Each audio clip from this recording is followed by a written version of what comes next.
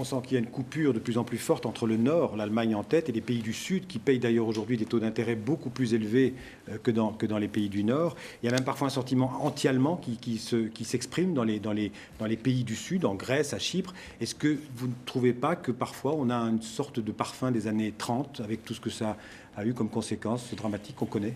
Il faut faire attention.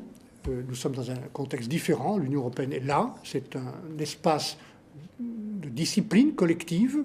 La première discipline consistante à respecter les engagements qu'on a pris, ce qui n'a pas été le cas dans le passé, et de solidarité aussi. Et voilà pourquoi je pense qu'il faut être juste avec l'Allemagne et avec Angela Merkel.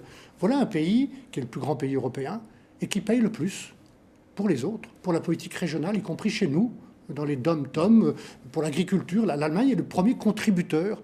Quand on crée le Fonds européen de stabilité, pour le cas échéant capitaliser des banques qui en auront besoin, l'Allemagne est le premier contributeur. L'Allemagne a besoin d'avoir confiance.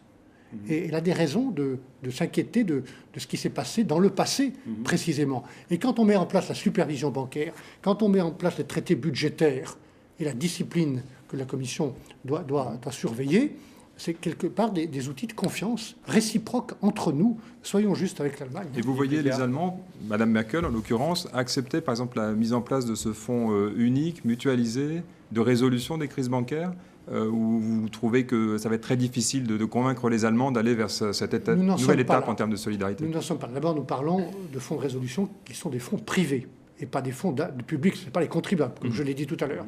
Mon souci, pour l'instant, c'est que dans chaque pays où il n'existe pas encore, il y ait un système de résolution, de faillite ordonnée, avec dans chaque pays la capacité de fonds d'épargne mis de côté par les banques quand elles vont bien, pour faire face à des situations de faillite quand ça ne va pas bien.